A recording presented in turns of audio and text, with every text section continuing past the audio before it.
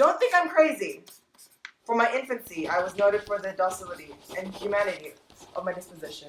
My tenderness heart was so conspicuous as to make the jest of my companions. I was especially fond of animals, which was indulged by my parents with a great variety of pets.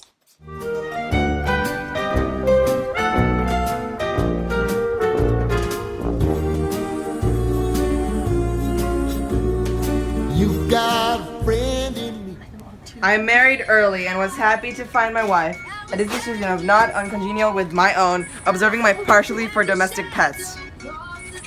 She lost no opportunity of procuring those of the most agreeable kind. We had birds, goldfish, fine dog, rabbits, and a small monkey and a cat. Pluto was the cat's name, was my favorite pet and playmate.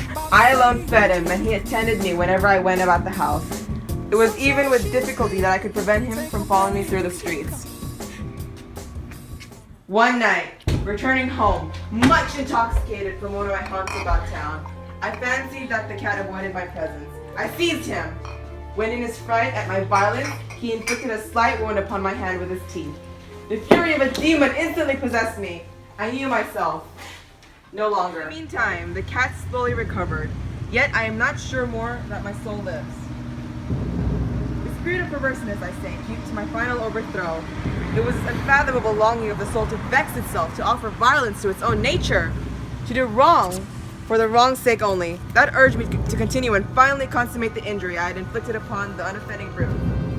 One morning, in cold blood, I slipped a noose about its neck and hung it to the limb of a tree. I knew in doing so, I was committing a sin, a deadly sin, that would so jeopardize my immortal soul and place it, if such thing were possible, even beyond the reach of the infinite mercy of the most merciful and most terrible God. It was done. I was aroused from sleep by the cry of fire. The curtains of my bed were in flames. The whole house was blazing. It was with great difficulty that my wife, a servant, and myself made our escape from the conflagration. The destruction was complete. My entire worldly wealth was swallowed up, and I resigned myself thenceforward to despair. I visited the ruins, the walls with one exception. At the middle of the house was against which rested the head of my bed. The plastering had here, in great measure, resisted the action of the fire, a fact which I attributed to it having recently spread. About this wall, a dense crowd were collected, and many persons seemed to be examining a particular portion within a very minute of eager attention. The words strange, singular, and other similar expressions excited my curiosity. I approached and saw, as a graven in fast relief upon the white surface, the figure of a gigantic cat. The impression was given with an accuracy truly marvelous. There was rope around the animal's neck. As I sat, half stupefied in a den of more than infamy, my attention was suddenly drawn to some black object reposing upon the head of one of the immense hogsons of gin. I approached it and touched it with my hand.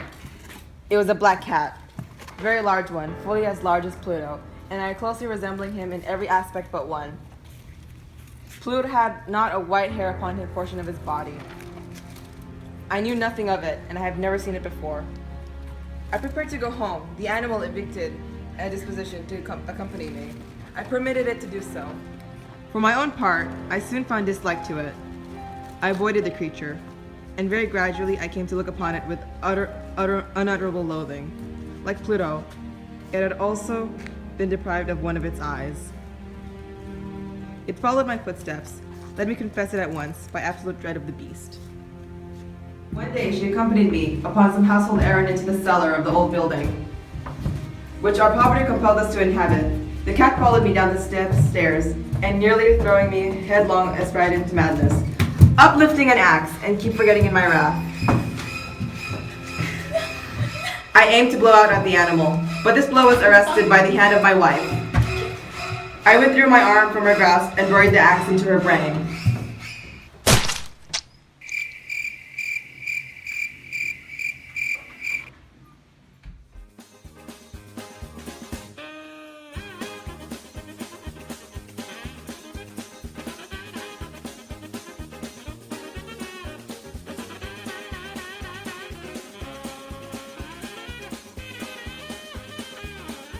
I thought of cutting up the corpse into minute fragments and destroying them by fire.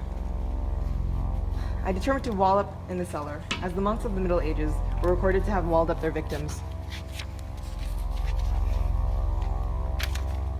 I relaid the whole structure as it originally stood, having procured mortar, sand, and hair with every possible precaution and prepared to plaster which I could not be distinguished from the old, and with this I very carefully went over the new brickwork.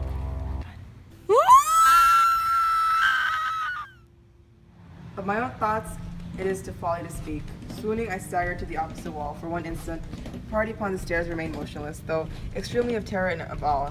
And the next dozen stout arms were toiling in the wall. I felt bodily. The corpse had already greatly decayed, clouded with gore, and stood erect before its eyes of the spectators. Upon its head, with the red extended mouth and solitary eye of fire, sat the hideous beast of whose craft had seduced me to the murder, and whose informing voice had consigned me to the hangman. I had walled and mossed her up within the tomb.